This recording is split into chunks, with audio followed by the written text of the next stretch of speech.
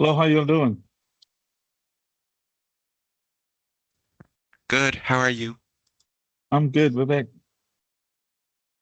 How's the rest of the crew here?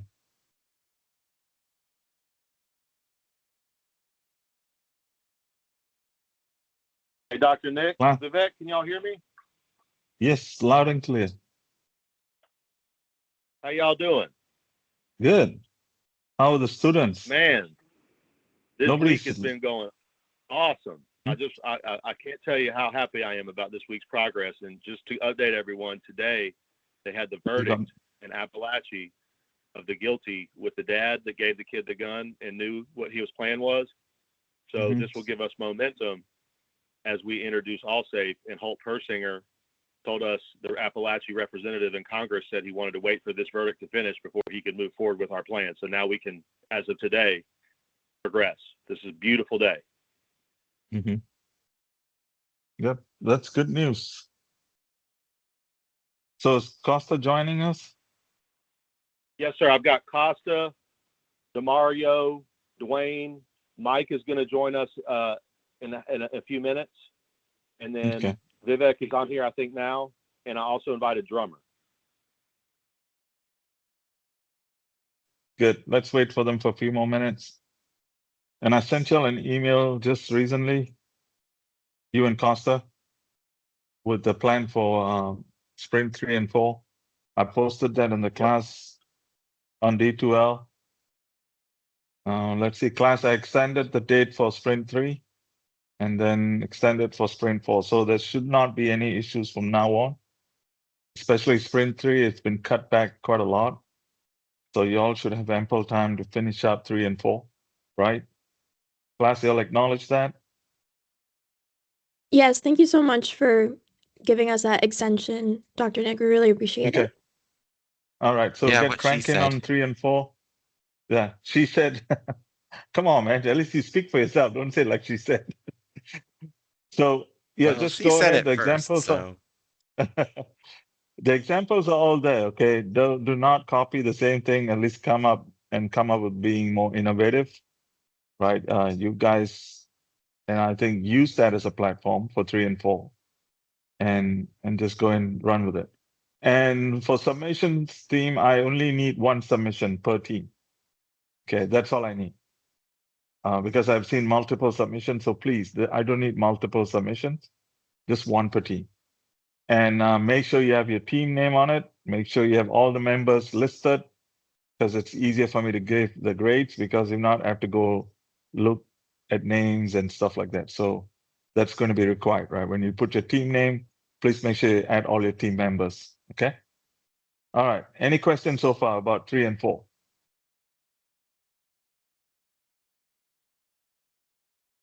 None? Not at the Okay. moment, no. Not at the moment. Okay. So if I have time, I'll put 5, I think, and then after that, it's a final project, correct? Do we stop at 5 or we have 6? Anybody? How many more sprints do we have? I I think it was just 5, but I can check really quick. Yeah, please check for me. Let me know. And then you got your final presentation. We'll talk about it, right, in coming weeks. All right. Let's see. Vivek, you're here. So anything to add from your team?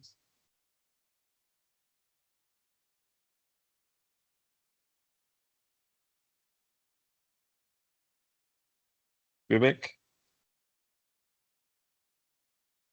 No. Hey, Dr. Okay. Nick, how are you? Kyle, you good, good. So you have anything to add for the sprint 3 and 4, Vivek? Um, right now, No, I mean just asking. Anything you want to add to this conversation for the class? um,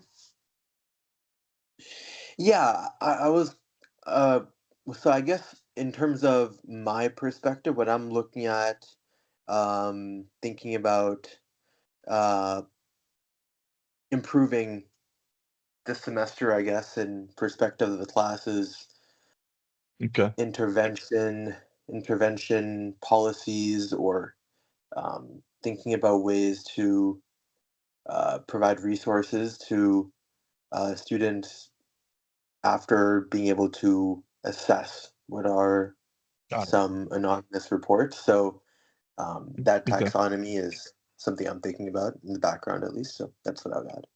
Okay. Now, Kyle, are you there? Yes, sir. Can you hear me? Yeah, thank you. So basically, we talked about Sprint 3 last week. So what I did, I shrunk it up to one simple ask, right? The request, and I provide the examples there, and I sent it to you too, Kyle. If you wanna share it, Do you you mind can if I because make I'm a on my couple phone. comments on this? Yeah, go ahead and share it first before I make comments. Are you on the laptop? So not right now, but it's the attachment that you sent everyone. Did the class get that? Yeah, everybody's got both the assignment Okay, so plus the samples. Okay, and did everyone have a chance to look at the levels 1 through 5 on the patent that I shared with you? I think they should have looked at it. Yeah. Okay, because that's important, because I'm looking here on your scenarios that you provided as examples, and it says Yeah. threat level 5, threat level 2 through 3, 1 through 2. So I just want to make sure that the students can relate the patent that's been awarded to Allsafe to the project, Okay. and that way they're matching up what their threat levels and scenarios are with this example. And this is perfect. I love how you Okay.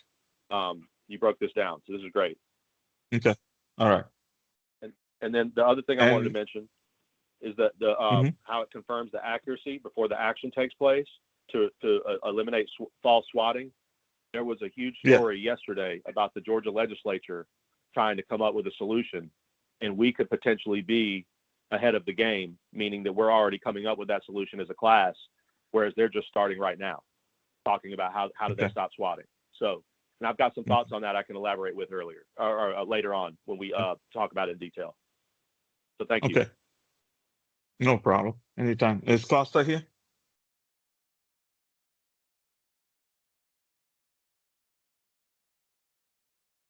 I can text No, him. he's not. Okay. So class, I'm gonna put Izzy on the spot here since she's always the first one to jump, right? So Izzy, so do you know what they asked for Sprint 3? So I saw that you took out a lot of stuff, so it was just the like real world scenarios. Okay. And so it seems like we are sort of providing students with, I don't know, some kind of practice for the threat levels, like the scenarios was kind of my Okay. take on Good. it.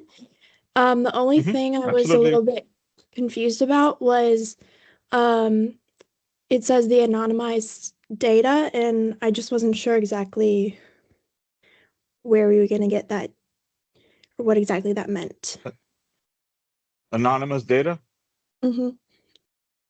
Okay. Kyle, you want to talk about anonymous data? Anonymous reporting? So one thing I wanted to I would love to comment on that. So the most important thing with kids that are obviously under the college age, so K through 12 and 6 through 12, like in middle school, there's several compliances that we have to comply with. One is the FERPA, one is the HIPAA, and then one is the CISA. And I think I provided a slide to you, Dr. Nick, last week that when we had that brief call, has some of the examples.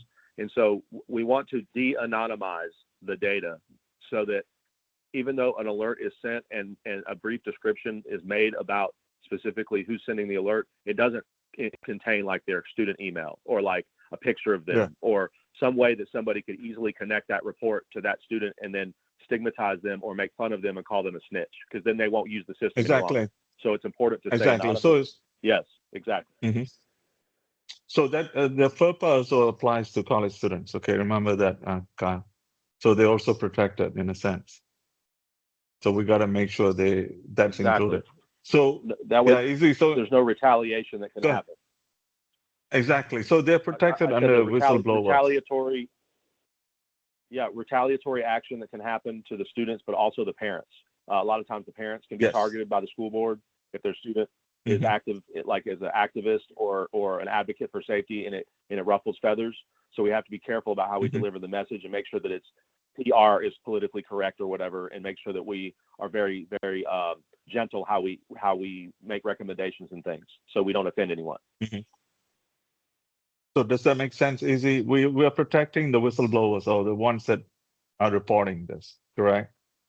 So we don't want to make sure they're targeted, the families harassed. I mean, you don't want to get constant harassment, called a snitch, right? So this is why you want to make sure it's anonymous. We're not reporting the ones that are trying to help. Okay. Does that make Yes. sense, class? Yes, sir. Yes. Okay. It also Okay, good. protects the longevity of users, and to make sure that nobody stops using the app. We want people to keep it on their phone and use it as a tool and an amenity for the community. So if it does things Mhm. that make their life easier and makes their life more pleasant, then they'll keep it on their phone. We don't want this to be something like, Exactly. oh, now the AllSafe app going off again, right? So it has to be accurate. It has to be done with sympathy, empathy, accuracy, and then also politically correct. So it's very, very complicated how we play the system to make sure that no one gets offended, but we're also diligent and vigilant on stopping threats before they occur. This is all prevention, which can let police do what police need to do. We're handling what counselors can handle and what the parents can handle before the child acts in a violent way. So this is a huge value because we're a force multiplier for police, but we're also a force multiplier for the shortage of counselors that are available to each school or county. With our system, the video will allow, once a report escalates to a video to talk to a counselor, you're now allowing one counselor to service many students versus an in-person scenario where it would be one-on-one, and it takes a lot more resources. So thank you, Dr. Nick. Okay, you're welcome. All right, so go ahead. Riley, you raised your hands. Thanks, Dr. Spion. Quick question.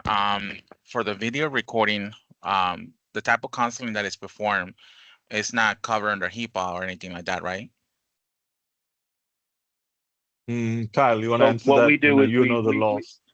Yes, sir. So Which- what we're doing is operating under the Georgia Behavioral Health Department, which is Georgia GBHDD. So it's Behavioral Health and Developmental Disabilities. The person that's instructing us, his name is Patrick Bilecki. If you'd like to look him up on the website for GBHDD, and he is our liaison to make sure that we're compliant not only with HIPAA, but all of the privacy concerns that happen for kids that are under 13, over 13, all the way up to full adults of 21 or older. And so to answer your question, I have a slide that I can send Dr. Nick for after the class to distribute of all the compliances that we're hoping to conform to. And we just want to build it with that intention from the beginning to where privacy is number one, compliance is number one, cybersecurity is number one, and just build it as though it's a very sensitive information no matter who's using it, and have that mindset where it's a zero trust architecture. Thank you. Makes Kyle, sense. Thank you. You can Yeah. post. Kyle, you can post it on the chat here, brother. Okay, I'm going to send it to Vivek and have him post it if he doesn't mind. I'm going to send it to him right now. Yeah. So that way they'll have access to it in case if I forget. All right. So we clear with sprint 3, right? It's not too much asked. All right. So what about sprint 4? Anybody? All right, Riley, I'm gonna ask you now. So what's your take on sprint 4, please?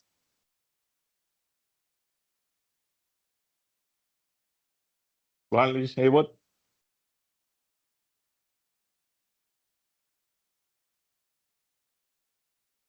Are you on mute?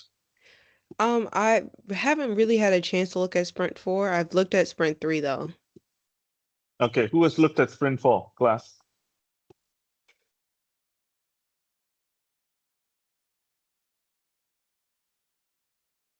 Anyone?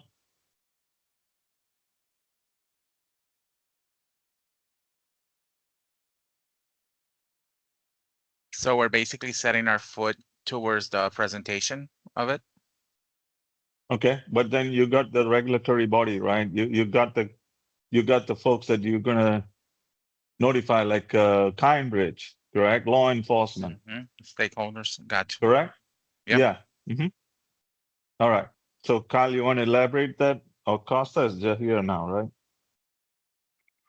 Yeah, I joined a bit Can you ago. ask the question one more time, real quick? I'm here. No, we're talking about Sprint 4 now.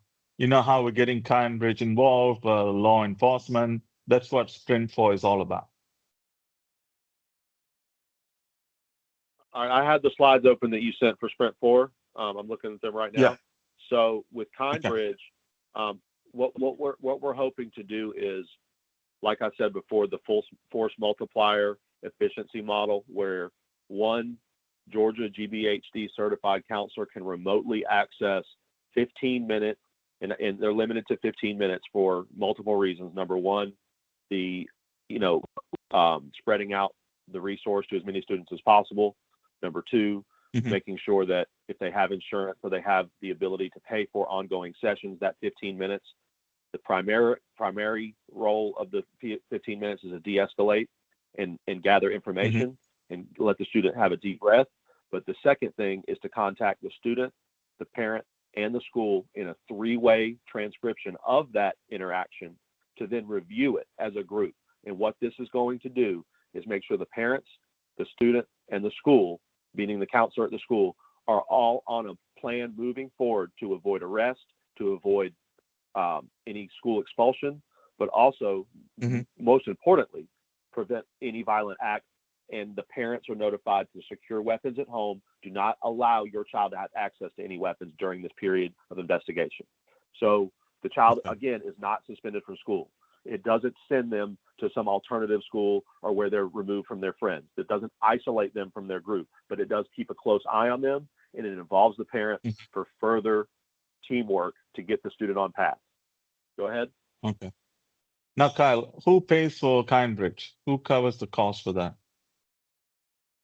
The Georgia GBHDD has agreed to pay for the 15-minute call, but beyond that, they will ask the parent or ask the guardian if they have insurance, or if they don't, we'll work with a third party to cover that cost, which would be like someone like NAMI, the National Alliance for Mental Illness, and other parties that are within the state of Georgia and in each county that have funds. And today, I don't mean to get off subject at all, but today, Governor Kemp signed a bill giving all mental health resources in Georgia multiple billions of dollars out of the surplus.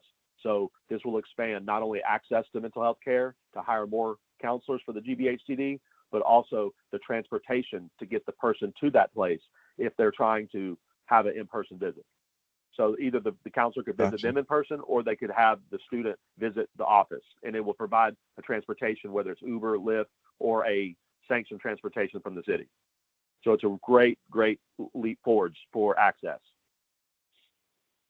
Okay.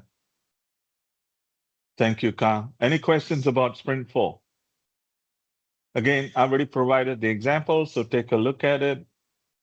Right, you all have some time to do that. Everything's been extended. So spend some time before you'll jump on the on vacation, right? You guys got spring break next week. Kyle, go ahead. Can I make one more comment about your second set of slides? Absolutely. Go ahead. Connecting to law enforcement. Okay, so law enforcement connectivity. I want to emphasize one thing. The goal of our program is that law enforcement is an absolute last resort. So I don't mean to say that cops are bad. I'm not trying to say that we don't want police involved. What I'm trying to say is, once that police officer makes a report, now that youth or that person is in the system, quote unquote, and we know how that goes. It's a revolving door that, whether it's probation, prison, or some type of monitoring remotely or house arrest, all of this stuff is a never-ending cycle. So what we're trying to do, again, is to our main goal is to give them all the resources the parents and the student need, whether it's mental health, whether it's guidance, a peer counselor, some type of training for job or vocational skills, a sport of some kind, anything to get that child's mind off of the negativity that's festering and get them involved in a program to prevent them having to be referred to law enforcement. So that's the main goal of the AllSafe app. Again, is to never have a child get arrested for the threat they make. Go ahead. So you're using that as a last resort, right? The law enforcement piece of it. Please, absolutely. Right. And when you design each team, make the last step law enforcement. Please don't have that be any Okay. part of your plan early, because we're trying to not have kids interact with police if we can avoid it. Okay, so Well, Kyle, I'm going to throw this out to you. There's a triage process, so that's what's important, right? So if a incoming incident gets logged and the person that is verifying, that is analyzing that threat, right, they're going through their normal triage process of, okay, is this a real threat or not? And if it's an immediate threat where there's a shooter's been spotted, a gun's been spotted, obviously in that case police will be contacted. There will be what I'm trying to say is there will be situations where police is contacted first. It's not the preference, but obviously if it calls for it, if there's immediate danger, we're not going to bypass that to try to do something else. Michael, I think, had a question. Raised his hand. Michael, go ahead. Thank you, Costa, for bringing that up, because what I wanted to know is like the thresholds and the triggers for those levels, like 4 and 5, for example. If you lose connectivity or interaction with a potential source, does that escalate it into a higher level? Because if you just lose the interaction with the potential aggressor per se, are there any established thresholds right now that we can go as far as defining the levels all the way to 4 and 5? Well, a lot of the nuances. Yeah, I appreciate you asking that question. That's a great question. Yeah, great Costa, question. do you want to answer first? Or you want me to answer first? Yeah, let me just take a stab. So, there are many nuances to this. We can go down many, many, many rabbit holes. There's going to be, so many scenarios where no two scenarios get treated the same way, right? So by the end, after we, if we inventory all of the possible scenarios and pathways, that treatment of those scenarios or response to those incidents could be handled, it's probably over 100 different ways, maybe even 1,000 different ways. It's very, very Exactly. nuanced. Yeah. And so the details, like the details in how that would be handled, is really it lays squarely on that. We're calling it attendant. I don't know. I don't really like that word, but I don't have a better word for it. So the attendant is it's the Allsafe attendant, right? And the Allsafe attendant is the person that's manning the Allsafe station, that's handling all these inbounds, right? That's a false positive, that's not real, right? Imagine you're sitting you're a trained person that is trained in behavioral health. You're trained in how to respond to threat Behavior analysis. Okay, exactly. Gotcha. So there's specific training they have to go through, and these guys, I mean, they know those 1,000 scenarios already because they're trained on it, right? So we don't have all of. I mean, we do have people on our team that are licensed counselors, that are in the mental health space. They could probably address that, but again, we're not asking to list 1,000 scenarios here. So we're trying to keep it high level for the purposes of this exercise. But know that, just know that this is way more complex than what you were asking you to do for this exercise. Definitely. So definitely we don't worry about the scenarios. We just know that there's 5 potential levels, and there should be an escalation path for each one of those levels. Correct. Okay, gotcha. Okay. Thank you. Do you mind if I jump in also? Please do, Kyle. Yeah, go ahead. Yeah, that's a great question. Costa, can you do me a favor, please? Are you at your computer, brother? Yes. Can you please share those slides I just sent with you that Dr. Nick asked us to share? Vivek said he's not in a computer. One of them is the Sprint 4 slides? No, I just text them to you. Just post it on the chat, guys. They'll pick it up from there. If you want to, I sent them just to post you it also, on the chat. Dr. Nick. Yeah, that's fine. We'll put them in. I'll drop them in the chat. Okay. So one of those slides specific. If you guys have seen the patent figures, one of them answers his question pretty well. It has the social media threat. It shows the warning is prioritized. and then it shows the step-by-step parent, counselor, teacher, admin, first responder, and then it goes to a drone being deployed to get an overhead view if it's confirmed that it's a real threat. And then it also has the fire department and the medical EMT all involved before the law enforcement.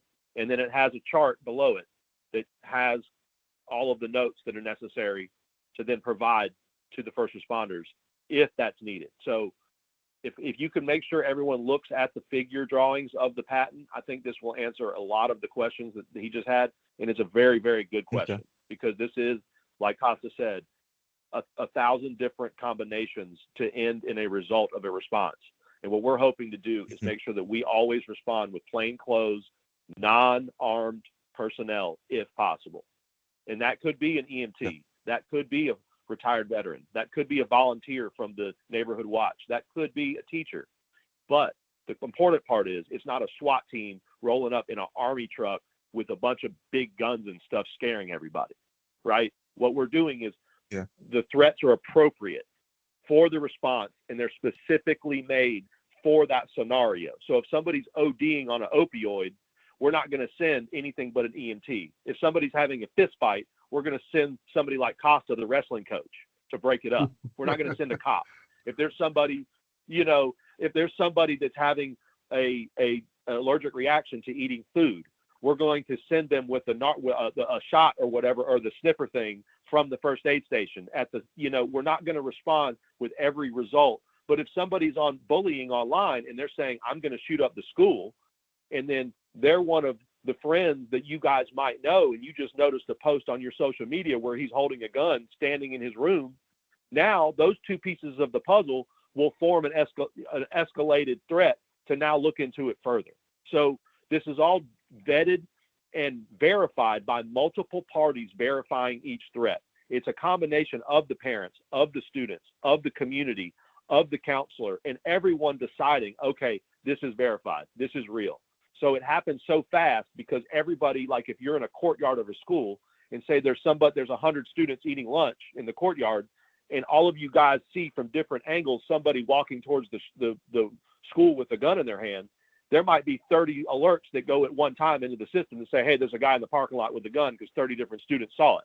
Now that's escalated fast because it's verified, right?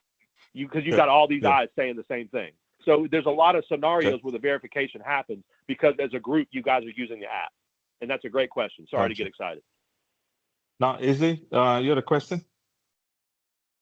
Yes. So I was looking through the deck for Sprint 4 the sample you gave us, and one of the slides, it has a sort of screenshot of the AllSafe app interface, like the dashboard. And this kind of goes back to Sprint 3 as well. I was just wondering if we were going to have access to more of that information, because I know for the Sprint 3 in your instructions, kind of going back to the anonymized data, it said to use that data and then the app interfaces to build the threat scenarios. But we don't have access to any of that information. So I was just wondering if we needed that. Do you all want to answer that, Costa, or do you want me to jump in and say something? Yeah, go ahead. Go ahead, Dr. Nick. What I provided you, Izzy, in the class is just examples, okay? That was just something that I came up with, an example. So you feel free to see how you team as a team come up with your version of it. This is just something that I gave as it's like a jump start to get the juices flowing, so you kind of know where you to avoid any confusion. Yeah. Exactly. I didn't want to provide everything. Dr. Nick, Demario's here. One of our mental health counselors is on the call. Yeah, so and Demario, one of the certified peer specialists. Demario, welcome to the class. Thank you so much for taking the time. Right. No problem. Izzy, the thing is just it is just a starting point for you and the team to move from where you guys at. Right. If you want me to do the whole thing, then so we can say forget about doing the project, right? Dr. So Nick, I want I want y'all to go ahead and follow the threat levels. What do you see fit? I mean, I want y'all to think outside the box, right? That's the whole idea here. Right? Be creative, but keep within the guidelines. Yeah, somebody said something? I just wanted to add, like, in terms of like what would be really helpful in terms like the taxonomy or the policy, whatever you want to call it, is how to address each level of severity. If it's something that should be dealt with by providing a resource in school, like a mentor, or if Yes. it should be at a level that is connecting a student to a mental health specialist like Mario, or what would be a series of steps that we should take to collect documentation, and be able to say that these are some potentially risky events just from common medical practice that we can analyze against. So just kind of thinking about how to measure some of those different potential um, red flags is, I think, what would be really helpful to define and simulate. Okay. Thank you, Vivek. Now, Izzy, does that kind of answer your question, or do we put you out getting more confused here? No, it Could I- answered. I just wanted to make sure we didn't like have to have that. So, but yes, you answered my question. No, you think about this, teams, guys. I mean, you guys are being tasked. You are the experts here, right? There's no wrong. I just want y'all to think outside the box, and Kyle and the team, they know where they're going with this, but perhaps you may come up with steps that they don't even come up with, right? I know you asked Kyle last semester when we saw projects. Kyle was even baffled because he never even thought about stuff like that. Because you are guys in the school, you are in the school system, you know what's happening, right? You have Do you mind if siblings I that go comment on through that, this. Dr. Nick? Go ahead, Kyle. So yeah, I can't tell you guys how excited I was and how eye-opening and just a light bulb moment that happened when we were in Dr. Nick's class. So as the alerts were happening, a couple of the groups came up with the idea of having a heat map, and then having the alerts start off as kind of like a transparent or like a very light color on the map. But then as more students verified it and more of them reported it, all of the colors got darker and darker and darker. And the color coding that they came up with was the color coding that matched the patent, which obviously 1, 2, 3, 4, 5, like a stoplight kind of thing, like, yellow, orange, red, green, those kind of colors that people are already kind of sensitized and trained for those kind of colors and from other warnings and other things that the public is alerted to. So if we kind of use the framework that the state uses for things like Amber Alerts or for warnings for weather, what warnings for a terrorist threat, things like that, that's where we came up with the idea. And when they came up with the heat map of having the darkness of the color on the map, make sure when you glance at it, it's a verified alert, was wonderful, because then you don't have to read it. You just look at your phone. Oh, that's dark red. That means it's real. Versus if it's yellow or orange and it's a light color, no, it's probably not verified yet. So thank you for your time. And then could you let Demario talk a little bit about some of this stuff the slides and things? Demario, do you have a second to talk about those 3 I sent you?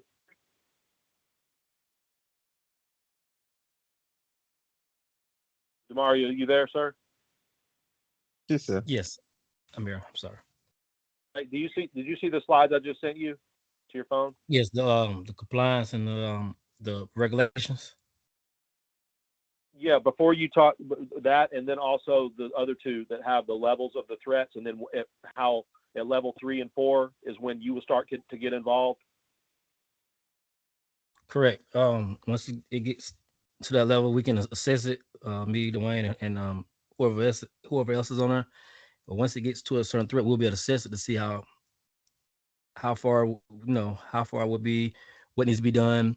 Go by all the rules and make sure that once it gets to that level, we have to make sure that our proper causes, the coping skills and everything we have to do. But it depends on what level it's on and what they're going through. Okay. All right. I know, And Michael, can you had you a talk question a little bit about a scenario, for example? like if somebody makes a threat to like Kennesaw State University or to like a school campus, and then it got sent to you, how the alerts would generate that video call, and then go into, if you could talk about those compliance regulations, because we talked about that earlier before you joined the call, so that would be very relevant if you don't mind. Okay.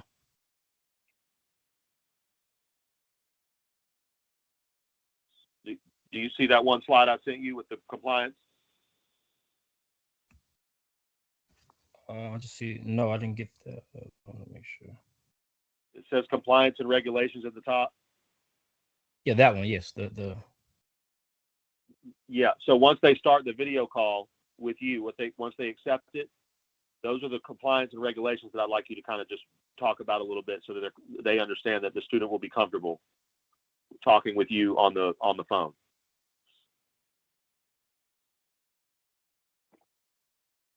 The healthy practices. So on the left side, it's got like, let me see here. Did you share, Costa, can you share that with the,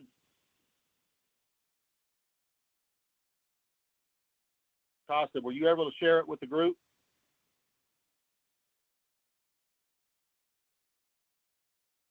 No, he doesn't need that to share, to talk through those points, right?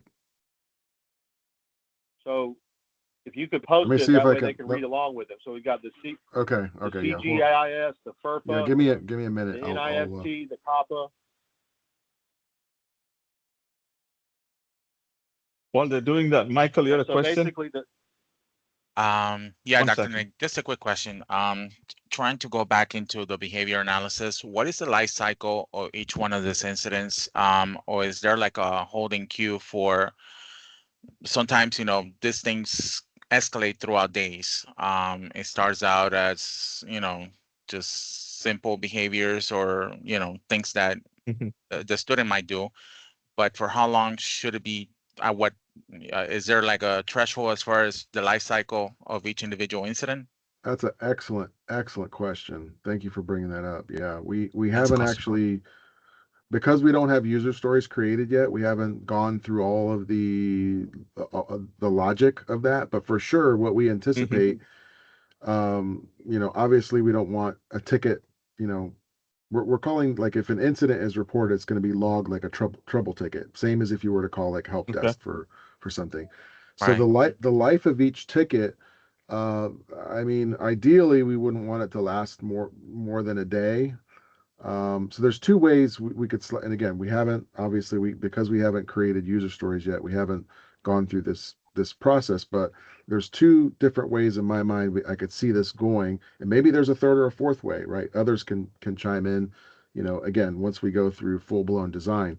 But the first way is, we could give like a 1 hour limit or a 24-hour limit or something like that, right? And if an incident needs to go beyond that for some reason, right, you can create another ticket or you can extend it. But you really, where this starts getting into is status. So, and we haven't talked about status at all, right? So a status workflow could obviously, Right. there's created, right? There's a status of, new ticket, or Work created, in progress, or right? On open, hold. right? Hmm. So first will Right. be open, and then they'll be assigned or being triaged, right? Meaning someone Right. is reviewing it and it's being analyzed. Then there's Work in reassign, progress. in Okay, progress, or reassign. reassign, all kinds of things like that, right? So when you start Okay. thinking about statuses, that's really going to drive the life cycle. So if an incident is closed, it could be closed, but it could still be actively researched offline, or there could be some kind of, activity or some kind of status that is closed, but still being reviewed, or closed, right? Okay. Like permanently closed. So there'll be some things like that. So I think those kind of things can help shape, how long a ticket could be open. I think it could get really messy if tickets stay open for more than 24 hours, but there will be some scenarios, again, because there's thousands of scenarios where that might be required. Maybe somebody, where there's some uncertainty, and somebody is being monitored for continually monitored, right? So we'll have to come up with a maybe a different type of ticket maybe for something that's going to exceed 24 hours.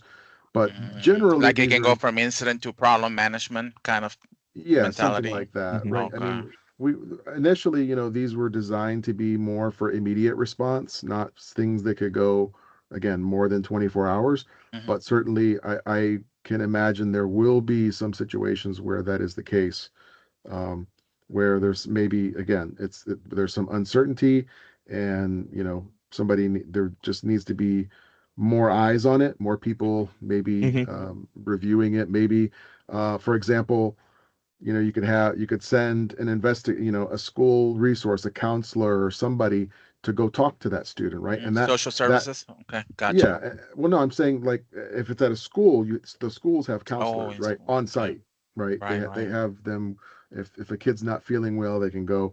So again, I'm not saying that's the only way to handle that. I'm just giving an example Mhm. of how that could be handled. You could say, we don't have enough data, so send a counselor to go talk to this kid, and that could take a couple of days, right?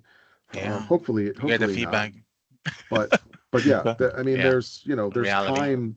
The Absolutely. reality is that a certain amount of time is going to transpire, and so it could be a couple hours or it could be a couple days.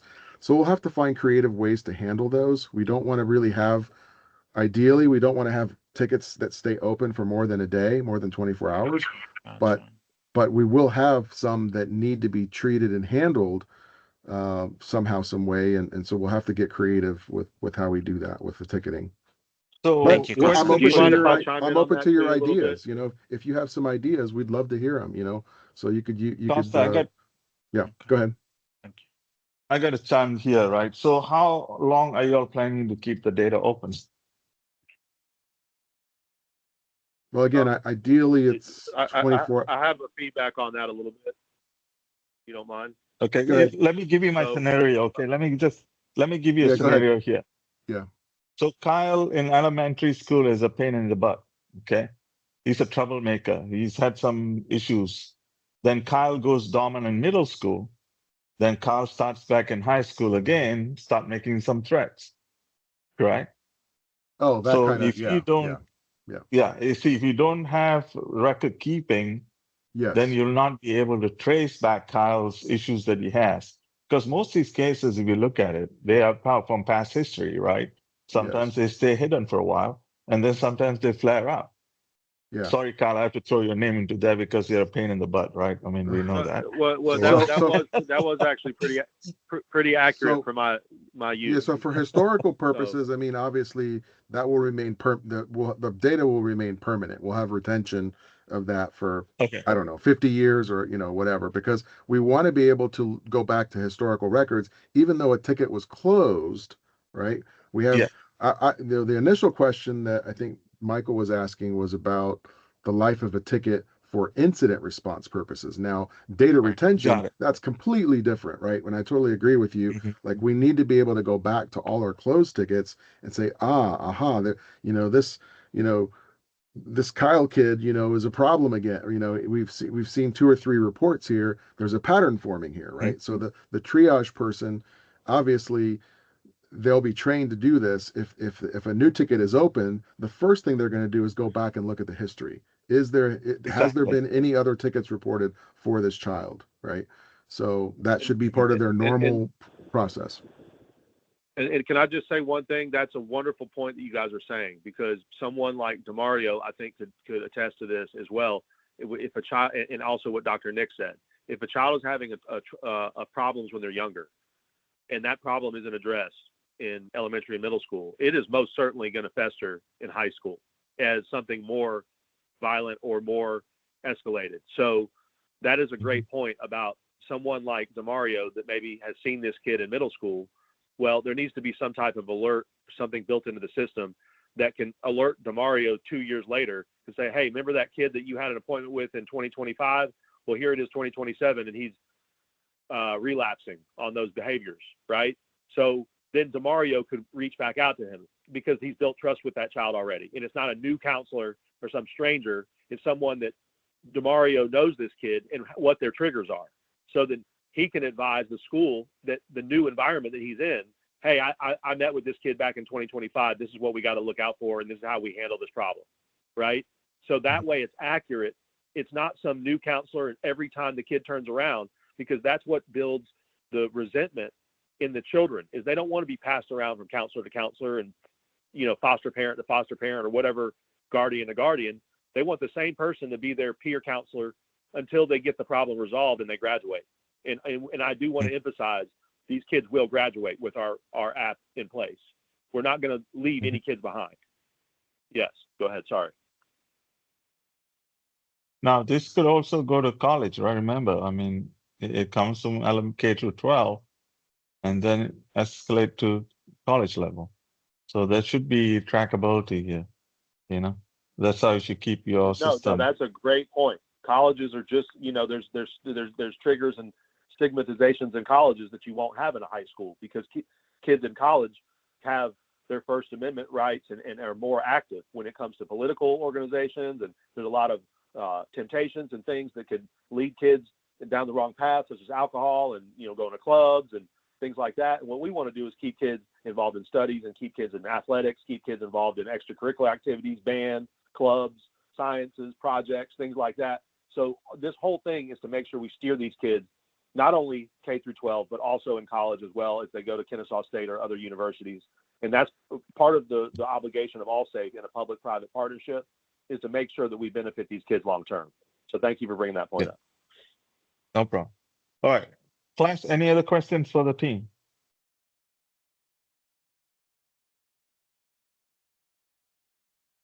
So, Michael, go ahead. Sorry about it. Just a last question. So just to make it clear, we could have historical user profile within the database that can extend to a college level. Is that kind of what we're aiming for? Yes. I would say when they register from one school to another, when they register from one school to another, the new law requires 5 days that the records transfer. So if you go from one college to another, or you go from a middle school to a high school, or one high school to another high school, if it's in the state of Georgia, the new law requires within 5 days that those records get transferred, and we will generate reminders within the Allsafe app to both the school and the parent to make sure those records do get sent.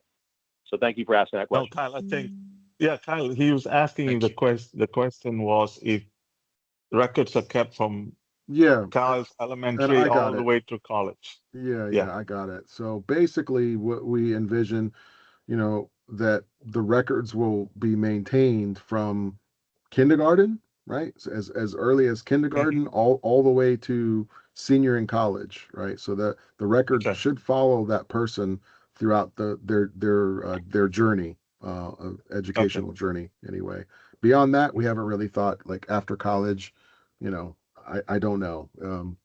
It's you know, where there are other things that we're looking at outside of schools, but those are beyond the scope of this. Let's keep those out of scope for this exercise. To clarify, Costa, that's going to the GBHDD database, not the school's database, and not some random computer somewhere.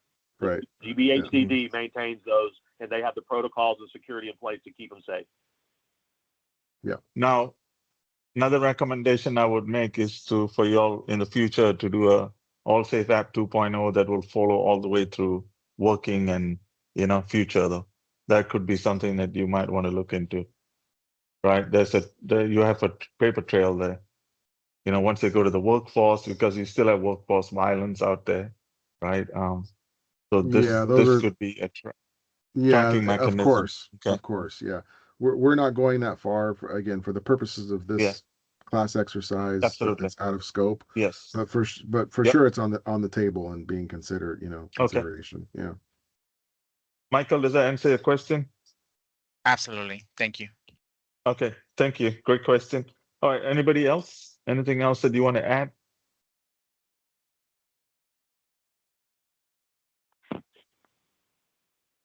Now, I want to thank all of you all for taking the time. I know this is a bit tough project because we are not face to face, right? But just bear with us. I know we're doing everything we can. It's an opportunity for you all to work on a real life project. Okay. So please do the best you can. You're not going to be penalized for this. Use this as an experience, right? This will help you when you go to get employment or workforce. And when you are sent the evaluations, please give a good feedback because you are helping other students. You're also helping these folks here, right? They're taking their time to create something, to safeguard the children, to safeguard our community, right? So please do the best you can because this is a very meaningful project to me and also Kyle and Costa and Vivek and their team. Okay. So just give good feedbacks, please. Because not many students get this opportunity, right? Only students in our class have this privilege. You can ask the previous ones that went through this project and how has helped them when they go to the work environment, right? They've worked in a real project. So take that as a good experience. I know it's tough. It is really tough. Okay. Kyle, you want to add anything else? The main thing I wanted to say, if you could share if you're willing to share the Figma files that I sent to you and the patent figures, if they would become familiar with that. And then I also shared a screenshot of the school view to kind of demonstrate how the alerts are tracked over time and how they kind of populate into a queue and shows you by color code which ones are severe, which ones are kind of older, and which ones are newer. And basically what we want to do is make sure that at one glance, the administrator of a school can manage multiple threats up to like 20 or 30 threats at any given time. Because some schools in Georgia, in Gwinnett County, they have thousands of students. It's not just a couple hundred. So if you can imagine when kids behave badly, it's not one or two. It's a whole group of them, especially in the day and age of social media. So like if you see these teen takeovers that happened this past week at the Battery and at Exactly. Cumberland Mall, and so these kids were 13 years old and they had guns. Yes. They confiscated crazy, 10 man. guns from kids as young as 13. That is absolutely shocking. And I'm not trying to get all, on my soapbox right now, but I just want you guys to understand how urgent this is. When me and Costa grew up, kids fist fought each other. We fought with our hands. Now kids are going directly to the gun. They don't even start with their hands to fist fight. So this is the issue, is we don't want disagreements that can be handled with a simple mediation or a simple talk to escalate into kids getting hurt. So whatever it takes for us as a class to work together to solve this situation, take it as urgently as me and Costa and Dr. Nick do. I mean, we really believe in this. And I think this is the largest problem in the history of our country, besides, external threats and things. We can solve this, and this is preventable. And then we're the most talented country in the world by many aspects. So we put our brains together. Absolutely. We're all really smart. Let's solve this thing. Let's do it in a way with compassion, with empathy, do it in a way that doesn't isolate people, and make safety free for all people. You can't monetize safety because then it will be inaccessible to certain people. So always keep the humanitarian mission when you build your version of the app. And that's all we want, is that to be a human mission. Yes, sir. Thanks, Kyle. Thank you. Yeah. Costa, Well you have said. anything to add? No, I can't top that. That's a great way to So to close us I'm out. so proud of y'all. Yeah, I'm so proud of y'all. I just have to say that. And the last team, Kyle, we did a presentation in the digital seminar last week, right? The FinTech seminar. We picked the team that have completed the project last semester. They presented excellent work. And the Georgia FinTech Academy awarded them scholarship of $2,000. So they were handed a check by the Georgia FinTech Academy for all the work that they did, in appreciation for what they did for AllSafe app. So folks, people recognize, how important it is. And the questions that were asked, Kyle and Costa and Vivek, amazing. I think there was like 15 minutes of worth of questions that were asked from the team, right? People were just excited about them presenting this AllSafe app project in front of 300 people. So it was amazing, right? Students' work, right? So again, folks, I mean, let's continue this effort. Let's put a good work and let's help save some lives. Okay. Yeah, absolutely. Thank you, All right. Dr. Nick. And we're working directly with the House Committee for Infrastructure and Innovation. So Dr. Beckles and all of the House representatives also will be seeing the work these students put in. So when I Yes. promise you that the efforts you guys put in, I will show them to Dr. Beckles and the Technology Committee. So the leaders of our state will see directly what you guys do. And that is, it's hard to get someone to actually look in person and take time to read the letters that are sent to elected officials. A lot of times they kind of pass over them. In this particular case, the students in your class, Dr. Nick, are going to be the stars of the show. We want to put their talent on display. And that's the main point here, is to utilize experiential learning with these students to showcase their talents and demonstrate to the state how important Kennesaw State University and your program is into making our state safer. So this is a huge, huge opportunity, not just for your class, but for these students to put on their resume and to maybe go into a master's program, things like that. This is all going to help them. Yeah. Izzy had a question? I don't know if you can see the image I posted in the chat, but that's the information that I have on the threat levels. So I was just wondering if that's what we should be using as far as our resources for that. I'm on a phone, so it's hard to see. Or if Can you all anybody see else that? can confirm. Yeah, I'm not seeing. Who was that was speaking again? Austin, can you please share the threat It's- levels that I that's sent you? easy. Can you share that? Who was that was asking the question? It That was is me, easy. Izzy. Izzy. Okay. So Izzy, Yes. were you talking about something that you posted, or you're asking us to share the threat level? I just shared it in the chat because I wanted to make There. sure. No, I'm still Yes. not. I'm not seeing it. I don't I see think it, is it? It's not there. Yeah, Yeah. it's not posted. Yeah. Yeah, Well, can Austin, you would try you again? please post the ones that I sent? I think Mike just sent another picture of it. I don't know if, and then Will sent it as well. I don't know if you can see those.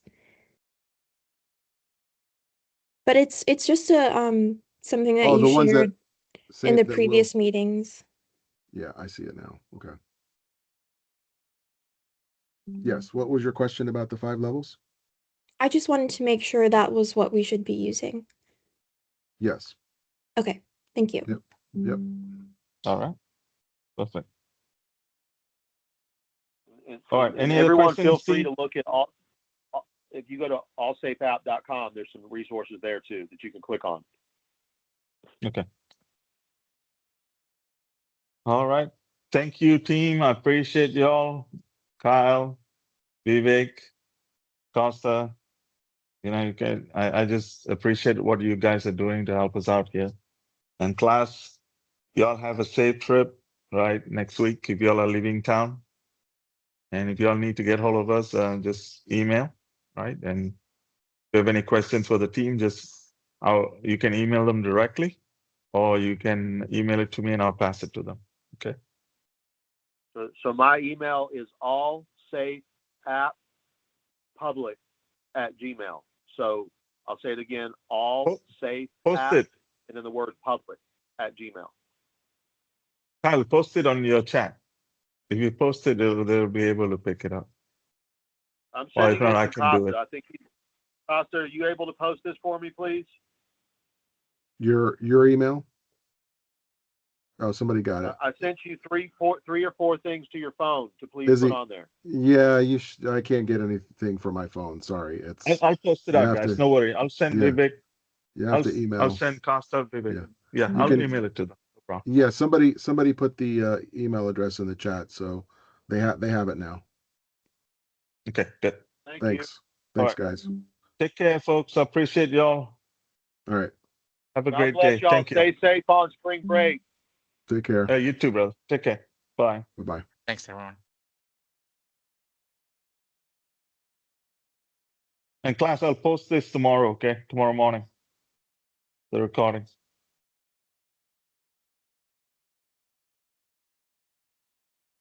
Lucio, go ahead. You got a question?